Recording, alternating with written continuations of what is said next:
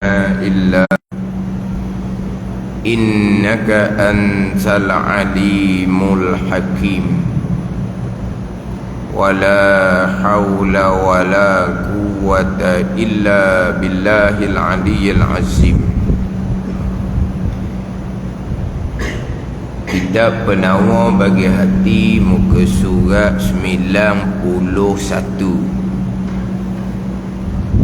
Surat 91 baris yang kelima daripada bawah. Baris yang kelima daripada bawah.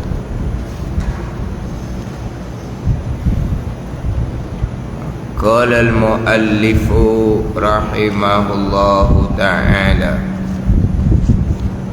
wa nafa'ana bi'ulumihi amin. Dan setengah daripadanya, daripada alamat bagi kasih akan Allah, redha ia seseorang dengan qada Allah subhanahu wa ta'ala. Dan setengah daripadanya, setengah daripada alamat bagi kasih akan Allah yang amat banyak alamat tu, setengah daripadanya redha ia seseorang dengan qada Allah subhanahu wa ta'ala. Apa dia redha dengan qada Allah subhanahu wa ta'ala akan dibicarakan di muka surat 94. Bab yang ke-9 pada menyatakan redha dengan qada Allah. Bab yang ke-9 daripada 10 bab pada membicarakan 10 sifat kepujian dalam kitab yang ketiga, dalam kitab Penawar bagi hati ni. Kitab Penawar bagi hati dia ada satu muqaddimah, satu pendahuluan, kemudian dia ada 3 kitab, 3 tajuk besar. Satu muqaddimah tu pergi kepada pengenalan ilmu tasawuf. Muqaddimah pendahuluan tu pengenalan ilmu tasawuf. Kemudian dia ada 3 kitab, 3 tajuk yang besar. Kitab yang pertama ada 7 bab pada menyatakan 7 anggota zahir: mata, telinga, lidah, perut, paras, tangan dan kaki. Kemudian kitab yang kedua pula dia ada 10 bab pada menyatakan 10 sifat mazmumah, 10 sifat kecelaan. Kemudian masuk pula kepada kitab yang ketiga. Kitab yang ketiga ni pada menyatakan ada 10 bab pada menyatakan 10 sifat kepujian pada syarak. Sekarang sifat kepujian pada syarak yang ke-8, kasih akan Allah. Yang ke-9 redha dengan qada Allah. Yang ke-10 ingat akan mati. Jadi akan bicara apa maksud dia redha dengan qada Allah, yang ianya adalah setengah daripada alamat kasih akan Allah subhanahu wa ta'ala. Redha tu mana apa? Terima. Redha, redha. Redha. Kita bahasa Rumi panggil apa? Reda, reda tau. Ke macam mana? Rumi tulis mana? Reda. Bukan reda gitu je. Reda ni setuju, terima. Itu reda. Dia reda ni bahasa Arab, tapi kita reda ni jadi bahasa Malaysia ada reda ni. Tadilah dia je R-E-D-A. R-E-D-A. Mana apa R-E-D-A? Rida gitu ada. Ke R-E-D-H-A? R-E-D-A je tau. Boleh belaka? Ha? R-E-D-H-A, bukan R-E-D-A. Ha? Order tu. Hujan reda. R-E-D-A ke R-E-D-O? Ha? Kita sebut redok ada. Kita sebut redok. Redok tu bahasa Arab. Apa dia redok? Terima dengan qada Allah Subhanahu wa ta'ala. Qada Allah ni termasuk qada yang baik, iman dan taat.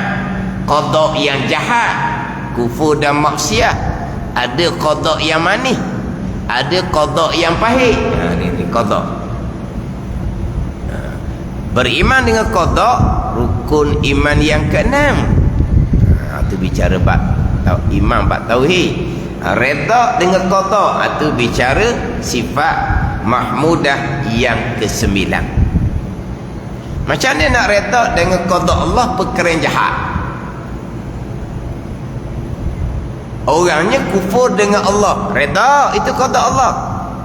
Orangnya melakukan perkara maksiat, redha, itu qada Allah. Redha dari sudut mana? Haram redha dari sudut mana? Tu kena ngaji molek lah. Itu fardu ain belaka tu. Itu semua fardu ain. Jadi pembicaraan sifat yang ke-8 ni kasih akan Allah Subhanahu wa ta'ala. Kasih akan Allah ni sifat hati yang dipuji pada syarak. Kasih akan Allah ni dia tidak sama, martabat dia tak sama. Kasih akan Allah ni bergantung kepada kekuatan iman dan makrifah masing-masing. Kasih akan Allah ni bergantung kepada kekuatan iman dan makrifah masing-masing. Kalau iman tu kuat, makrifah kuat, maka kasih pun jadi kuat. Yang mana bila iman kuat, makrifah kuat, sampai pada iman yang kamil, iman yang sempurna, sebagaimana iman para sahabat radhiyallahu anhum, bagaimana iman para aulia, iman yang sempurna, makrifah yang khasah, makrifah yang sebenar-benarnya, naik kepada mahabbah, dipanggil mahabbah khasah. Ini mahabbah kasih akan Allah peringkat sahabat radhiyallahu anhum, kasih akan Allah peringkat aulia. Jadi kasih akan Allah ni tak sama. Dia tak sama martabat ni, bukan hanya mahabbah. Kalau kira sifat-sifat kepujian yang lain pun tak sama dah. Taubah, taubah bicara syariat, taubah daripada dosa-dosa. Kalau bicara taubah peringkat aulia muqarrabin, taubah daripada ghafalah, kelalaian. Kita taubah daripada zunub, daripada dosa. Mereka bukan taubah daripada dosa, mereka taubah daripada ghafalah. Lupa akan Allah, dosa yang amat besar bagi mereka. Lupa akan Allah satu saat, mereka sudah menghukumkan diri mereka murtad. Yakni murtad maqam, bukan murtad agama. Murtad maqam, bukan murtad agama. Mereka kembali bertaubah daripada dosa besar, murtad kerana lupa akan Allah, walaupun hanya satu saat. Sebab mereka ingat akan Allah, maqam musyahadah. Hati mereka sentiasa syuhud, pandang, ingat akan Allah Subhanahu wa ta'ala, napah demi napah, saah demi saah, bukan dibuat-buat. Itu maqam aulia. Jadi taubah sampai maqam aulia ni tak sama dengan taubah kita peringkat syariat yang menjadi kewajipan pada kita. Khauf takut akan Allah pun tak sama. Zuhud, zuhud pun dia ada beberapa pangkat. Zuhud peringkat aulia, hati mereka berpaling, bahkan dunia langsung tidak ada pada hati mereka.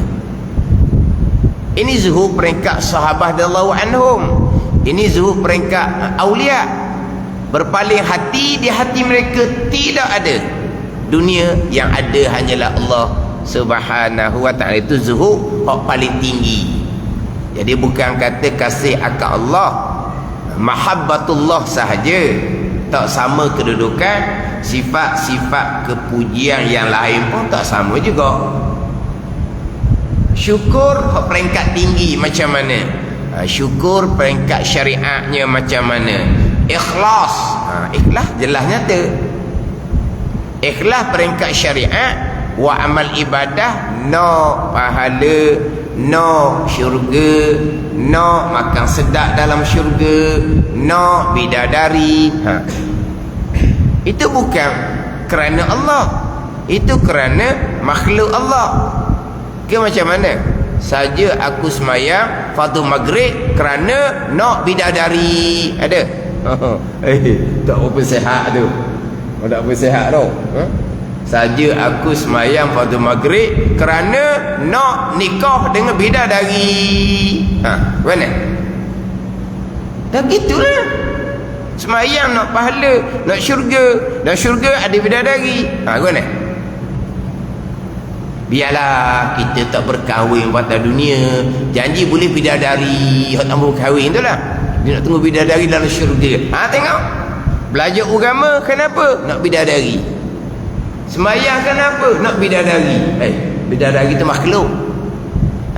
Kerana Allah ke? Kerana makhluk Allah? Kerana barang milik Allah? Tapi peringkat syariatnya ikhlas dah. Walaupun nak pahala, walaupun nak syurga, walaupun nak nikmat syurga. Ikhlas yang tingginya semata-mata redha Allah, bukan kerana syurga. Orang salah faham. Orang salah faham. Orang tasawuf ni wa amma bukan nak syurga, dia kata. Orang tasawuf ni wa amma bukan kerana nak syurga.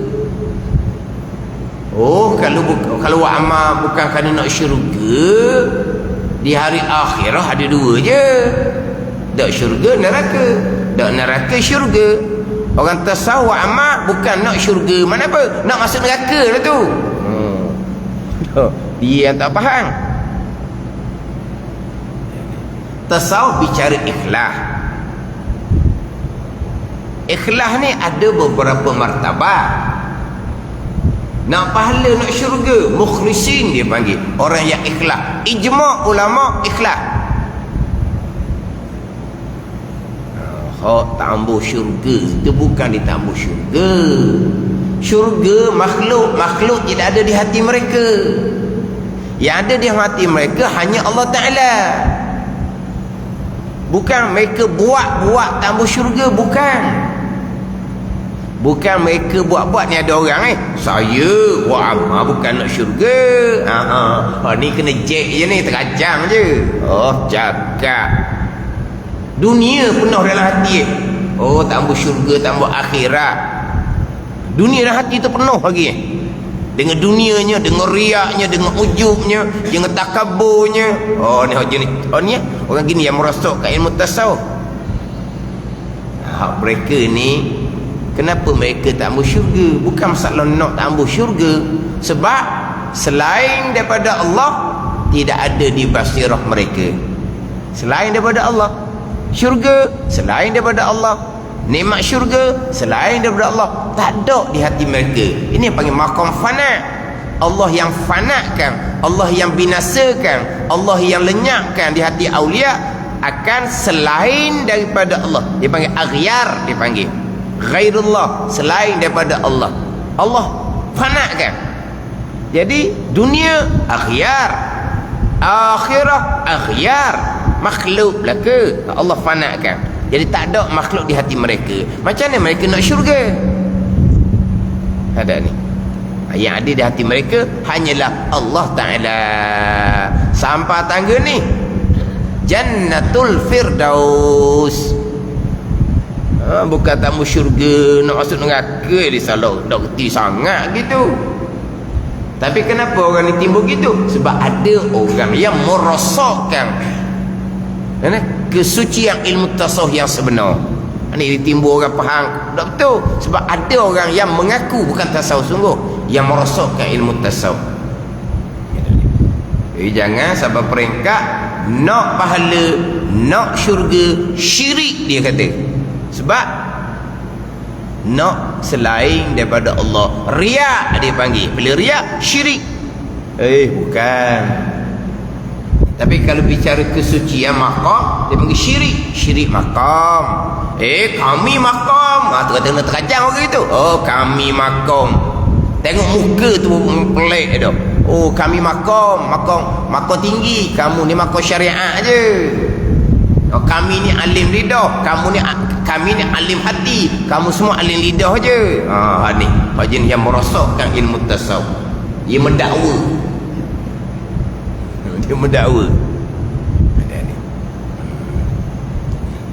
Ni hak siapa sungguh ni. Di hati mereka hanya Allah Subhanahu wa ta'ala. Itu dia panggil ikhlas peringkat arifin, dia panggil. Ikhlas peringkat muhibbin, muwahhidin dia panggil. Muhibbin orang kasih akan Allah, mahabbah aulia.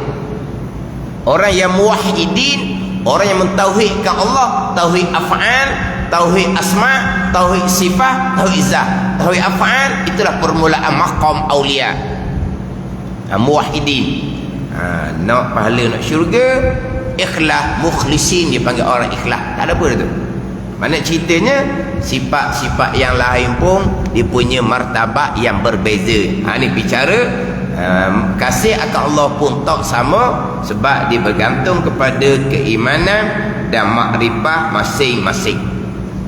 Kemudian apakah alamat tanda kasih akan Allah Subhanahu wa ta'ala? Sebab kasih akan Allah ni sifat hati. Tanda dia mana? Alamat dia macam mana? Pada dia ada tanda dia. Macam iman gitu juga. Iman ni kepercayaan hati. Itu iman. Alamat iman di antaranya syukur, sabar, redha. Ada hadisnya Nabi bersabda, al-imanu nisfani, nisfun fi syukri wa nisfun fi sabri. Iman ada dua bahagian. Setengah bahagiannya pada syukur, setengah bahagiannya pada sabar. Sebab alamat iman syukur, sabar dan redha. Apakah alamat kasih akan Allah? Amat banyak. Setengah daripada terdahulunya mendahulukan oleh seseorang akan mengerjakan yang disuruh Allah Ta'ala. Mendahulu ni atas yang disukai nafsunya. Ada. Bila kasih akan Allah mendahului suruhan Allah daripada barang yang disukai oleh nafsu. Macam beginilah, kita kasih akan orang, kita akan mendahulukan apa yang disuruh. Ada ni, kita kasih akan seseorang, kita akan mendahulukan apa yang disuruh, bukan apa yang disuruh. Dia tak suruh pun laginya, buat lalu dah. Pada ni dia tak suruh pun lagi siap-siap dah buat awal-awal.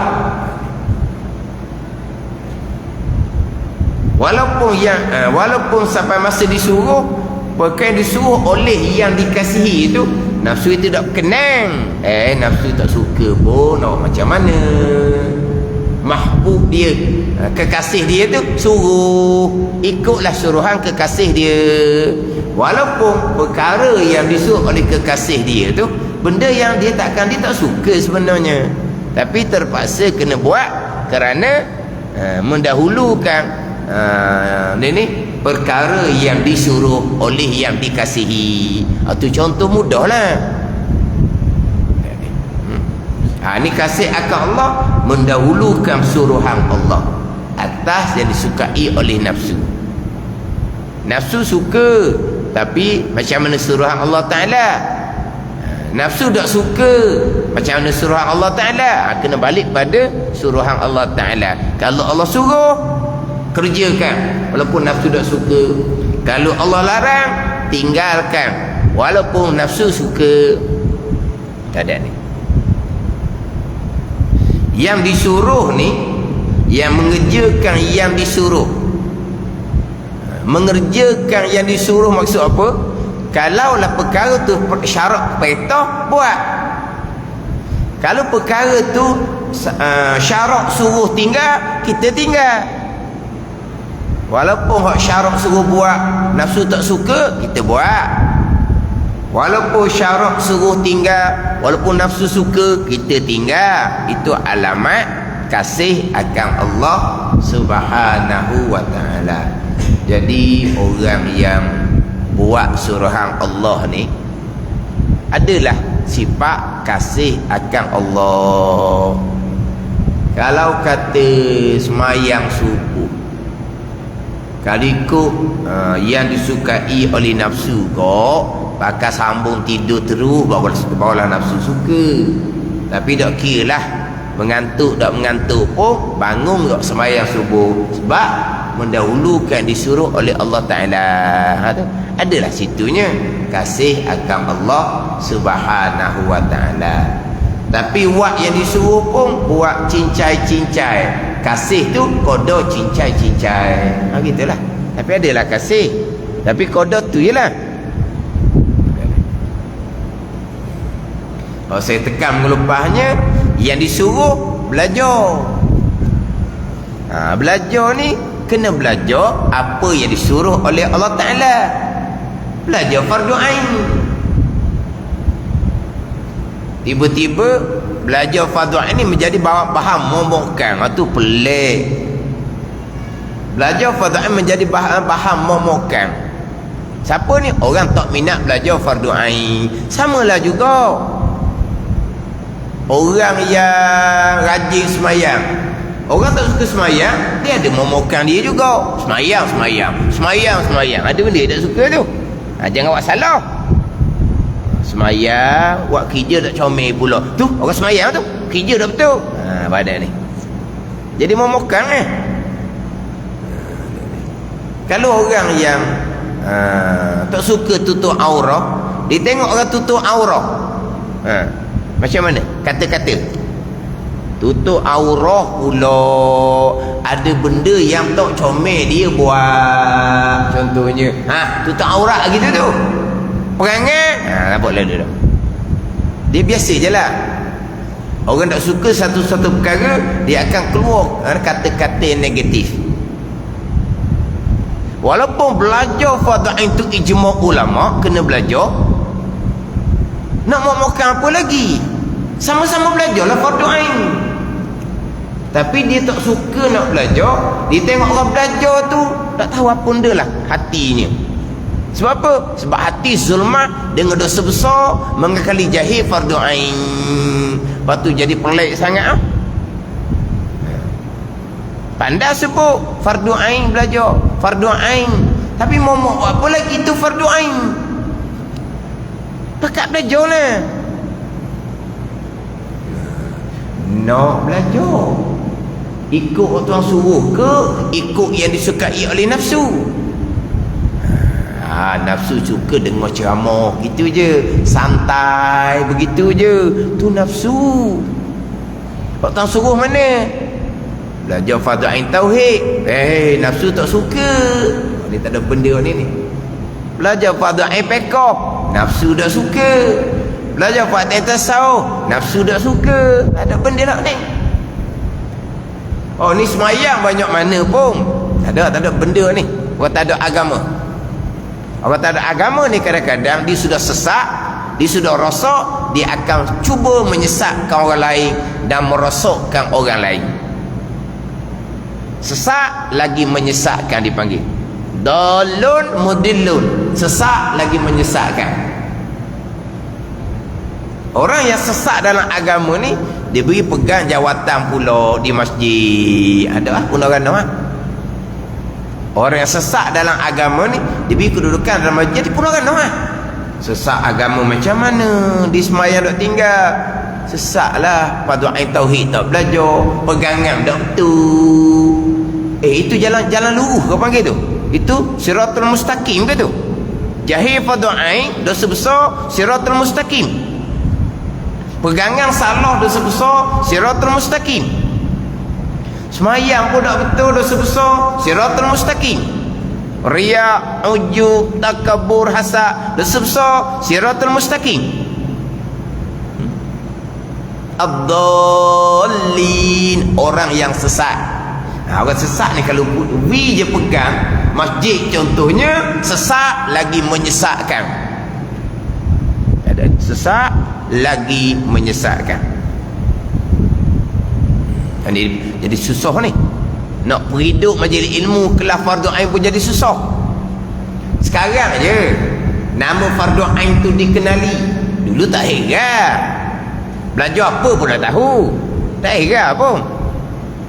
Sekarang kenal nama fardu ain tauhid fiqh tasawuf pun dimomok macam-macam. Sebab apa? Nafsu tak suka suruhan Allah. Dia tidak mendahulukan suruhan Allah. Itu tak ada bahagian tu. Dia mendahulukan apa yang disuka. Belajar fardu ain tak suka mana? Nak kena berhenti cepat-cepat. Kalau berhenti lambat, berapi dalam hati. Sebab apa? Tak suka. Faham tak orang tak suka ni? Orang tak suka pada ilmu syariat. Faham tak? Orang suka pada ilmu syariat, Allah berhenti dah. Tu orang suka. Tak faham dah ni? Suka tak suka? Apa hal sekalipun? Apa hal? Apa benda perkara tu kita suka?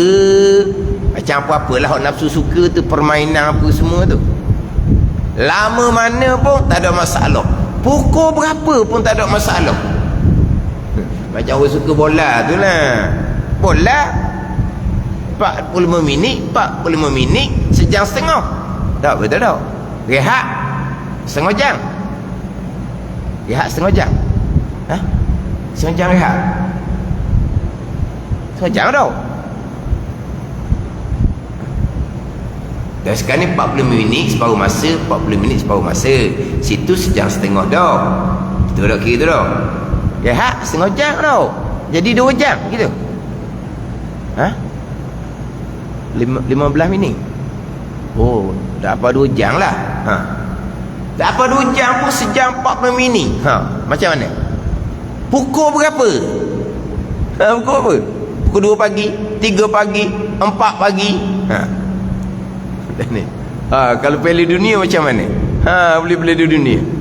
Berapa game malam tu. Pak tengok. Ha. Kenapa boleh tahan lama? Yang disukai nafsu. Tak kira buku berapa pun suka. Tapi kalau orang dah minat, orang dah suka. Dia senyum je tengok pada orang suka. Bodoh. Baik mu tidur. Ha, dia orang hak berakhir gitu, faham bodoh lah. Dia kata bodoh. Dah lah, tidur. Sedap tidur. Ni.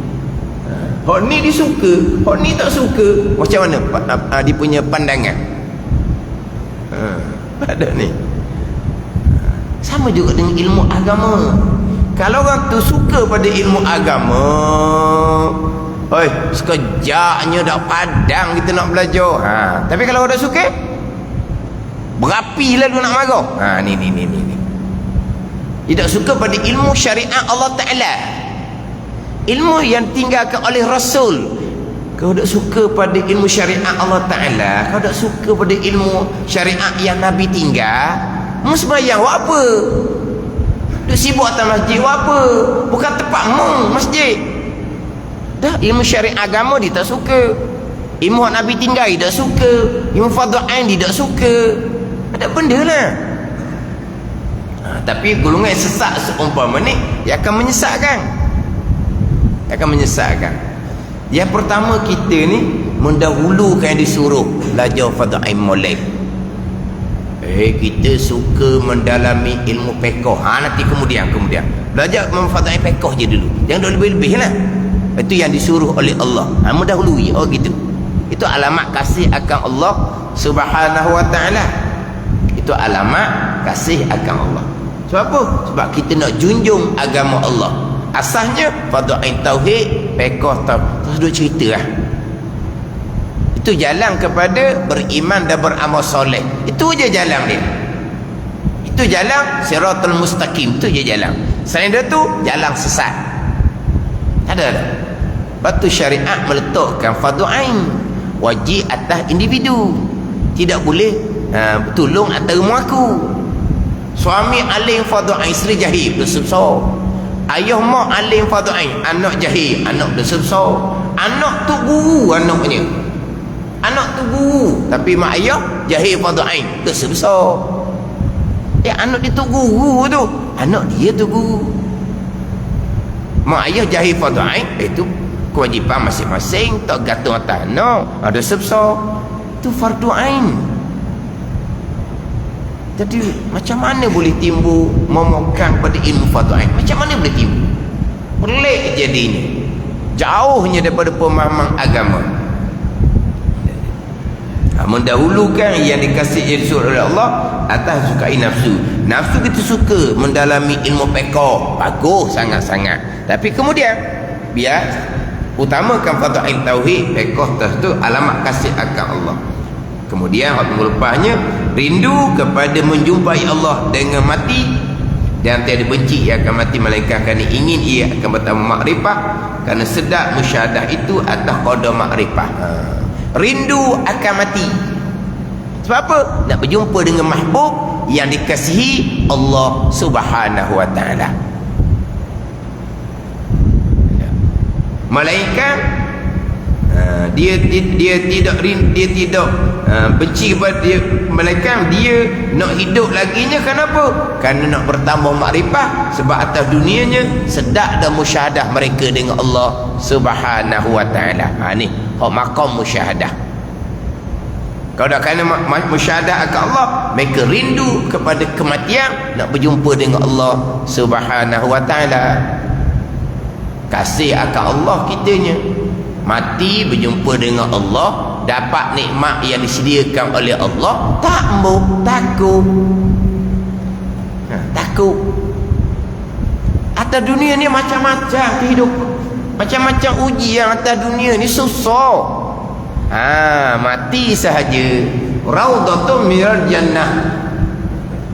Tapi kenapa jadi takut juga? Sebab kita takut persediaan kita memang tak cukup sangat-sangat, gitulah. Jadi kita takut akan kematian kerana kita insaf diri, kita ni persediaannya tak banyak. Jadi kita minta umur panjang kerana kita nak bertambah ilmu, bertambah amal, bertambah bekalan akhirat, beriman dan beramal soleh. Itu je lah pada ni. Ni hak tinggi lah ni. Rindu akan kematian. Rindu akan kematian. Sebab dia tak sama lah. Ni bab hati belaka ni, ni tak boleh cakap ni. Oh, saya rindu akan kematian. Samalah. Jenis cakap tu minta maaf lah. Hak tu kelentong je, bohong je. Orang mati kita mai ke insafan. Orang mati mai insafan. Oh, kalau kita mati masa ni, mana nak minta umur panjang lah tu. Nak biar masa kita untuk belajar, untuk beramal. Orang siapa tangga ni memang dah pada segala-gala di hati mereka hanyalah Allah Subhanahu wa taala. Kalau tak mati pun hati sudah bersama dengan Allah Subhanahu wa taala. Mati sahaja raudhatun minal jannah, kebun daripada kebun syurga. Sebab tu mereka rindu kepada kematian. Tapi mereka rindu pada kematian bukan kerana kebun syurga, kerana dapat berjumpa dengan Allah Subhanahu wa taala. Kebun syurga tu makhluk juga, tapi mereka akan dapat kebun daripada kebun syurga. Kita minta banyak umur. Kenapa? Kerana kita nak mempersiapkan diri kita. Tak siap-siap lagi diri kita ni. Okey apa? Mempersiapkan hari kematian. Kita mempersiapkan untuk menghadapi hari kematian. Bila kita nak siap sebenarnya? Bila nak siap? Tak siap-siap, nak tengah dala semua tu. Kira rasa macam mana? Saya siap dah. Mati pun jangan rapat mati. Oh, ada kan? Dia cakap, oh mokcik dah using dah ustaz dah using dah. Kalau mati pun jangan rapak mati. Oh sedap cerita. Orang berasa cukup dah tu. Dia berasa cukup dah, dosa-dosa tak ada. Dia kata sedap dengar cerita orang yang hanyut sedap dengar cerita. Yelah berjudi tak, minarok tak, tipu orang jauh sekali, ambil barang orang, beri barang ke orang pun murah lagi ambil barang orang apa. Semayang fardu saya cerita, mai sunat pula rajin, puasa sunat pula rajin, di Mekah berkali-kali dah. Tak dia nak bilang dah berapa kalinya. Mekah je kerja dia nya, tak ada dosa dah. Dia kata alhamdulillah makcik tak ada dosa zuhir, dosa riak pun tak ada, dosa ujub pun tak ada, dosa takabur pun tak ada. Tak ada berlaku tu. Alhamdulillah makcik bila sebut kata dosa riak, ujub, takabur, berubah muka. Jadi tak happy dah. Dah tadi memanglah dosa judi ada, dosa minarok ada, dosa berzina ada, memang tak ada. Dosa tipu orang ada, memang tak ada. Dosa riak pun tak ada, alhamdulillah. Dosa ujub, takabur, hasad pun tak ada, alhamdulillah. Sebut kata dosa batin tu senyap lalu dah. Ingat dosa zuhir tu je. Lepas belajar kemudian alhamdulillah dia belajar. Orang hok mati pejam rapat mati ni dia belajar.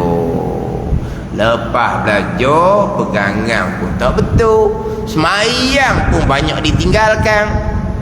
Dia kata semayang cukup, itu kejahilan dia. Sebenarnya semayang banyak ditinggal kerana jahil, bakhil dan nipah. Masa tu dia kata semayang tak ada tinggal, baik sunat rajin. Lepas belajar Allah, pasal orang jahil macam mana? Kering haid tunggu 2-3 waktu satu hari, kering nipah tunggu 40-44 hari. Tu nama tercatat di pintu neraka. Pejam rapat mata macam mana? Bicara bab perangan tak lepas, bicara bab bekoh tak lepas, bicara bab tasawuf lagi banyak tak lepas. Barulah tak pengah belajar bertaubat. Wa'amat tu je lah. Tapi tu cerita awal. Tak ada dosa kan? Maksud mati berjalan apa? Matanya puas hati sebab dalam keadaan kejahilan. Tapi kalau kita ada ilmu sebanyak, tak berani nak cakap gitu. Kalau saya mati pun jangan rapat mata, tak using apa pun. Kalau dia ilmu sungguh dah, nak cakap depan orang gitu, cakap dah depan saya, Ustaz mokcik Allah kata, cakap sama kita kita dah cakap benda gitu, malu banyak lagi kesalahan kitanya.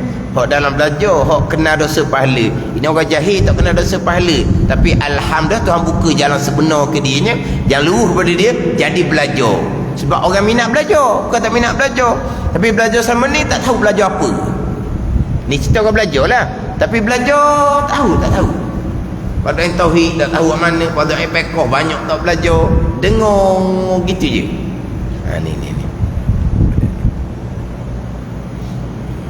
jadi kita tak rindu kepada kematian ni sebab kita nak mempersiapkan diri kita, ilmu, iman, amal kitanya. Belajar bertaubat. Dan setengah daripadanya redha, dan ia sesuai dengan qada Allah. Bila kasih akan Allah qada. Contohnya Allah qada perkara yang pahit. Nabi bersabdanya hulwihi wa murri, khairihi wa syarrihi wa hulwihi wa murri. Engkau beriman dengan ketentuan dan perbuatan Allah, baik iman dan taat, qada dan qadar Allah, jahat, kufur dan maksiat, qada dan qadar Allah, dan yang manis, qada dan qadar Allah. Manis ni nikmat lah, nikmat-nikmat yang adanya. Beriman soleh tu, itu khairihi. Situ dah hak khairihi tu, iman dan amal soleh, hak baik. Hak manis ni, nikmat-nikmat ada ni lah. Nikmat tenaga, nikmat kesihatan, nikmat harta, nikmat mata, telinga, apa semua tu nikmat belaka tu. Wa murri, yang pahit. Pahit penyakit, tu pahit susah, atau pahit. Itu semua qada qadar. Jadi kalaulah perkara yang pahit tu qada Allah, orang yang kasih akan Allah akan redha. Ada ni. Macam tu samalah. Dikasih pada seseorang, seseorang tu bukan buat molek ke dia kalau kira. Ada ni. Kalau katalah suami isteri contohnya, dia kasih sungguh ke pasangan dia, tapi pasangan dia tu bukan buat molek sangat. Apa ada ni? Tapi kenapa dia terima je, dah dikasih. Ada ni. Contoh mudah lah, contoh kehidupan. Ni kita bicara kasih akan Allah. Redha dengan qada Allah ni termasuk qada yang pahit, qada yang buruk tu lah. Kenapa redha? Sebab hak pahit itu datang daripada Allah. Redha lah. Allah tu Tuhan yang dikasihi, redha lah. Sebab kalau betul-betul kasih kepada Allah, bila Allah qadakan ujian dengan pahit, kalau tak redha, kasih orang panggil gitu. Sebab itulah selesai bicara kasih ke Allah, sifat mahmudah yang ke-8, pindah pada redha dengan qada Allah, sifat mahmudah yang ke-9. Jadi orang hak tadi tu, kasih sungguhlah, sayang sungguhlah, orang tengok pun pelik. Allah redha sungguh, siapa dia? Redha sabar. Siapa? Pasangan tu lah yang dikasih sangat-sangat. Orang tengok pun Allah pelik kata. Tahap redha itu tinggi, tahap sabar itu tinggi, dah kasih. Gitulah. Macam orang kasih ke anak lah, anak tu kok tak jenih, anak tu tak jenih, kita kata kok perangai dah, tidak kira orang kata apa pun, dia tetap bela, dia tetap terima, tak ada kata apa, dia bela pula. Anak buat benda tak baik, dia bela ke mana-mana pun. Sebab apa? Anak tu je dia kasih, anak tu je dia kasih. Bagaimana? Mana walaupun anak nak buat benda yang tak comel, tak, dia redha, dia turut je. Apa? Kasih. Anak yang dikasihi, nak bina rumah tangga, bina masjid, dimulai dengan pembaziran. Tak apa, redha, turut, sebab yang dikasih. Faham tak ni? Nak bina masjid jangan mulakan dengan pembaziran. Nak bina masjid jangan mulakan dengan kemaksiatan. Kita nak keluarga sakinah, apa panggil? Pakai sekarang ni. Keluargaku, syurgaku, apa panggil? Tu syurga duniawi, bukan syurga akhirat. Kau nak syurga akhirat sungguh, nak bina masjid sungguh, jangan mulai dengan perkara pembaziran, nafsu, nak bermewah-mewah, nak bermegah-megah, bercampur dengan perkara maksiat. Permulaan tu bina molek dengan kesederhanaan atas landasan ketakwaan. Dah kasih punya pasal, redha, terima, ikut, tu kasih. Ada ni. Kadang-kadang kita belajar agama pun terima juga, redha juga, kehendak anak yang dikasihi. Jangan gitu. Kita hidup sementara je. Hak lebih-lebih tu tak payah. tak payah. Duit banyak, infak ke masjid, infak ke madrasah. Duit banyak sangat, buat apa nak bazim dia gitu? Capur pula dengan kemaksiatan, lagi berat. Tidak ceritanya bila kasih je akan redha. Kasih akan Allah. Alamatnya apa? Redha dengan qada Allah. Walaupun Allah qadakan dia tu macam-macam lah ujian, kehidupan pula kehidupan yang kesempitan, macam-macam lah, dengan penyakit, dengan apa. Tapi redha. Kenapa redha? Tidak iktiraf, tidak bersoal, ya Allah kenapa ya Allah buat saya gini. Dah. Sebab apa? Sebab Allah yang Tuhan yang dikasih, dia akan redha, dia akan terima, dia akan apa? Ada ni jung pada jung, dia akan jung, dia akan akur saja, terima saja dengan sekian qada Allah Subhanahu wa taala. Tapi redha dengan qada Allah ni bukan kita tak berusaha, jangan salah faham. Allah qadakan dengan kesempitan, lepas tu malah buat kerja. Bukan. Dan kalau redha dengan kesempitan, kesusahan, kenapa sibuk kerja? Sebab sibuk kerja tu kita usaha diperintah oleh Allah Ta'ala. Usahalah, usaha sempit juga, rezeki kurang. Orang yang sempit, yang dikodokkan rezeki kurang tu, Allah mengkodokkan dia rajin juga, bukan pemalas. Allah mengkodokkan dia rajin juga. Tapi begitulah kemampuan dia. Sebab Allah kodokkan dianya pendidikan rendah, Allah kodokkan dianya kecerdikan kurang, Allah kodok pun kehidupan dia agak sempit. Walaupun Allah kodokkan dia rajin, ada. Tapi dengan kodok kesempitan tu, kasih akan Allah akan redha, terima. Usaha berjalan macam biasa. Orang sakit gitu juga. Redha Allah kodokkan sakit, tapi adakah tidak berubat? Redha tidak berubat. Nanti dia akan bicara nanti. Kalau redha tidak berubat, redha tidak berusaha, nanti dia akan bicara.